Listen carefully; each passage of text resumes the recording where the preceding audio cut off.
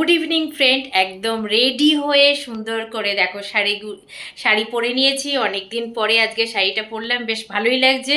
একদম সবাই সেজে গুজে এখন যাচ্ছি খাওয়া দাওয়া করতে। চলো, কোথায় হোটেলে, কোন হোটেলে যাবে ঠিক করলে? কিছু ঠিক করেছো?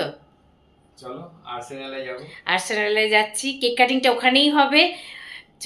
আর আজকে বার্থডে বয়কে তো একটু দেখাতে হবে, ক্যামেরার সামনে আসো, দর্শকদের দেখাও আমার বার্থডে বয়কে। সকাল থেকে তোমার যে আজকে স্পেশাল ডে, তোমাকেই তো দেখাতে হবে বেশি করে। এই যে বার্থডে বয় একদম সেজে গুজে একদম লুকে। জামাটা কেমন হয়েছে? দারুণ দারুণ। হ্যাঁ, দেখো। তুমি দিয়েছো। ভালো লাগছে, পছন্দ হয়েছে? খুব পছন্দ হয়েছে, দারুণ। চলো, বার্থডে বয় একদম নতুন জামা পরে নিয়েছে। এখন আমরা যাই, কারণ দেরি হয়ে যাবে, অনেক 9টা বাজতে চললো। চলো তাড়াতাড়ি করে বেরিয়ে পড়ি। Happy birthday to you. Happy birthday to you. Happy birthday to you. Happy birthday to you. Happy birthday to you. Happy birthday.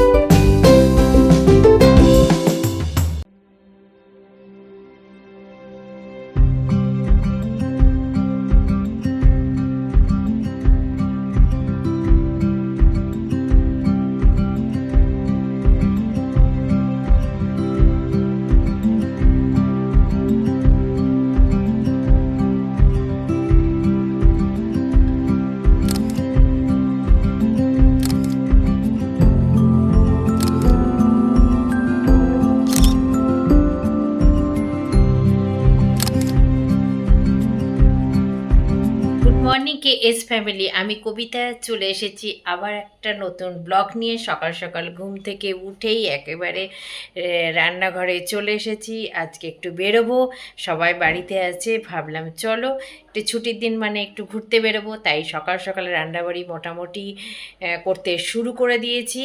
চলো একটু রান্নাঘরে চলো। রান্নাগুলো হয়ে গেছে যখন, ভাবলাম একবার দেখিয়ে দিই, কারণ সবাই স্নান করতে যাব। কিচ্ছু করে নি, হচ্ছে বাইরে গিয়েই খাওয়া দাওয়া হবে, সেই জন্য করেছি পোস্ত।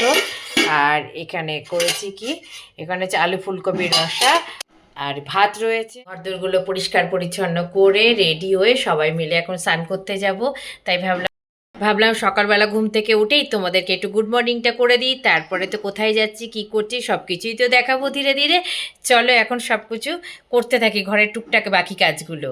মনের আনন্দে সেজে গুজে বেরিয়ে পড়লাম। আজকে কোনো গাড়িতে করে যাব না, আজকে মেট্রো করে যাব। তাই চলে আসলাম মা মেতে মেট্রো স্টেশনে, বসে পড়লাম দুজনে মিলে গল্প করতে করতে, দারুণ এনজয় করতে করতে পৌঁছে গেলাম ধর্মতলা এসপ্ল্যানেটে।